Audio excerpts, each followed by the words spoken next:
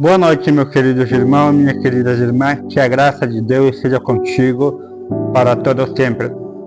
Estou aqui com a mensagem da continuação do anterior. O título da nossa mensagem de hoje é Jesus Cristo, o Filho de Deus. Aqui tem uma mensagem para poder compartilhar com vocês. Mas antes de começar a mensagem, eu vou ler uma mensagem para nós. Mas em vão me adorar, ensinando doutrina que são preceitos de homens. Vós deixais o mandamento de Deus e vos apegai à tradição do homem. Disse-lhe, pois sabeis rejeitar o mandamento de Deus para guardar a vossa tradição. Marcos capítulo 7, versos 7 a 9. Disse mais então Pedro e os outros apóstolos responderam e disseram: devemos antes obedecer a Deus do que aos homens. Atos capítulo 5, verso 29. Continuando aqui a nossa mensagem de hoje, está no 1 João capítulo 4, versos 9 e 10. Ao estudarmos em relação ao verdadeiro entre Deus e Cristo, como Pai e Filho, percebemos que Satanás tenta destruir e obscurecer o amor do Pai, manifestando ao enviar seu Filho ao mundo para pagar o preço do resgate da humanidade caída. Pois é, nesse presente que se manifesta o amor do Pai, é óbvio que Deus tinha que ter um filho para enviá-lo ao mundo.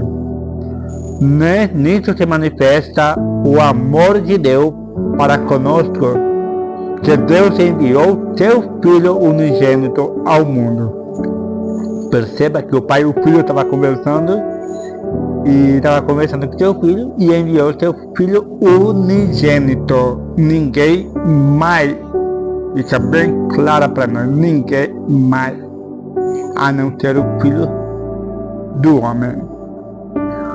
Nisto está o amor, não em nós tenhamos amado a Deus, mas que Ele nos amou a nós e enviou seu Filho para que propiciação pelo nosso pecado. 1 João capítulo 4, verso 9 a 10. Porque Deus enviou o seu Filho ao mundo, não para que condenasse o mundo, mas para que o mundo fosse salvo por ele. João capítulo 3, verso 17. Quem subiu ao céu e desceu, quem enterrou os ventos no seu punho, quem amarrou a água numa roupa, quem estabeleceu toda a extremidade da terra, qual é o seu nome e qual é o nome do seu filho? E se é que sabe? Provérbios capítulo 30, verso 4.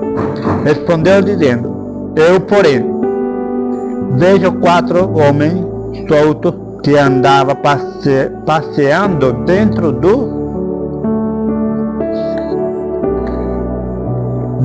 fogo, sem sofrer nenhum dano. E o aspecto do quarto é semelhante ao Filho de Deus. Daniel capítulo 3, verso 2. Vi o adorável Jesus e contemplei uma expressão de simpatia e tristeza em seu rosto. Logo eu ouvi aproximar-se da luz extraordinariamente brilhante que cercava o Pai. Disse meu anjo assistente: ele está em conversa íntima com o Pai.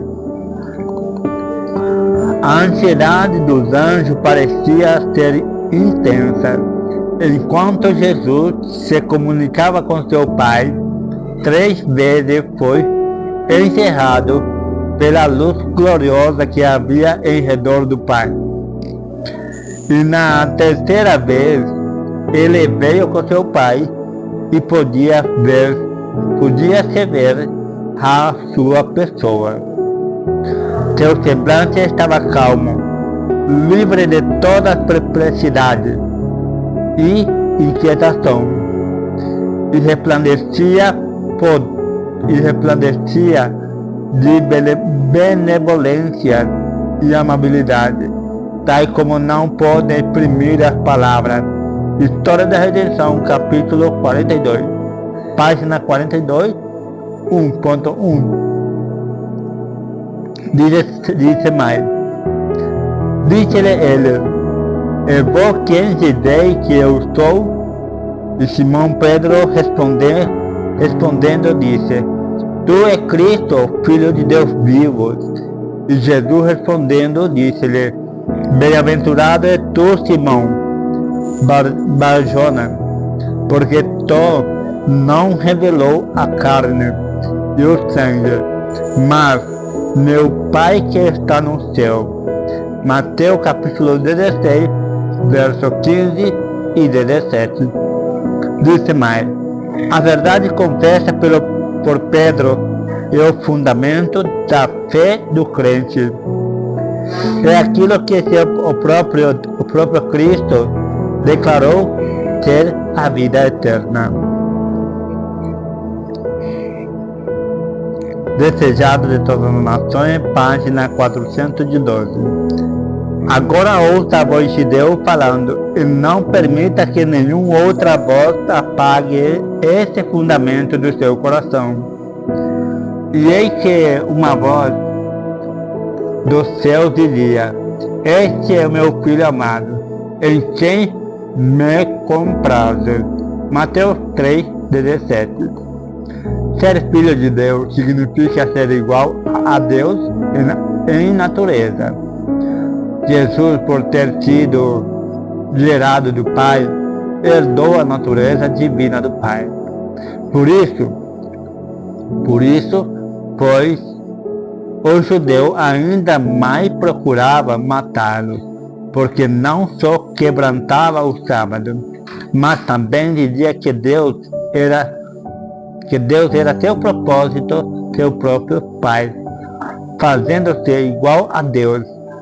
Mas Jesus respondeu, disse-lhe: na verdade vos digo que o Filho por si mesmo não pode fazer coisa alguma, se o não vir fazer o Pai, porque tudo quanto ele faz, o Filho também faz igualzinho.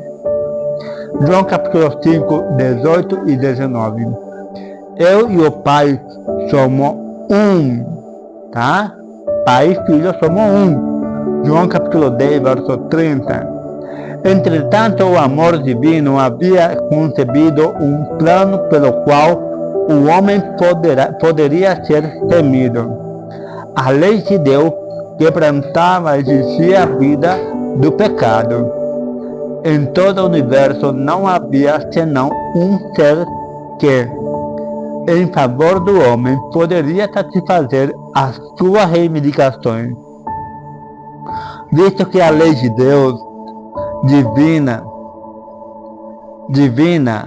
é tão sagrado quanto o próprio Deus, unicamente um ser igual a Deus poderia fazer a expiação por sua transgressão. Patriarcas e Profetas, página 57. Então, meus queridos irmãos, estamos aprendendo mais uma palavra do Senhor. Eu vou continuar aqui a mensagem. Um ser igual a Deus, em que aspecto? Em natureza, caráter e propósito. Cristo, o Verbo, o unigênito de Deus, era um com o Pai eterno, uma natureza, no caráter e no propósito, e o único ser em todo o universo. que poderia entrar no conselho e propósito de Deus. Por Cristo, o Pai efetuou a criação de todas as seres celestiais. Nele foram criadas todas as coisas, que há no céu, seja no trono, seja dimensões, seja principado, seja potestade. Colossenses 1, versículo 16. E tanto para com Cristo, como para com o Pai, todo seu mantinha lealdade. Grande conflito, página 493. Mais uma vez, meus queridos irmãos, estamos aprendendo a palavra de Deus, que estamos começando a aprender mais uma mensagem da palavra de Deus. E analise bem essa mensagem, prestar bastante atenção para que não ocorra dúvidas, não ocorra divisões entre as palavras de Deus junto com seus líderes, tá bom? Primeiramente, examinar as Escrituras, julgar e ter nela vida eterna, porque quem não examinar as Escrituras Sagradas, o próprio Jesus falou assim: meu povo perece por falta de conhecimento. Por que estamos perecendo? Porque estamos seguindo a tradição do homem. Se você rejeitar a tradição do homem e seguir a palavra de Deus, você será liberto. Sabe por quê? João 8,32 diz assim: conhecerei a verdade, e a verdade vos libertará. Amém? Graça e paz, e tenha uma boa noite, que Deus nos abençoe. Amém.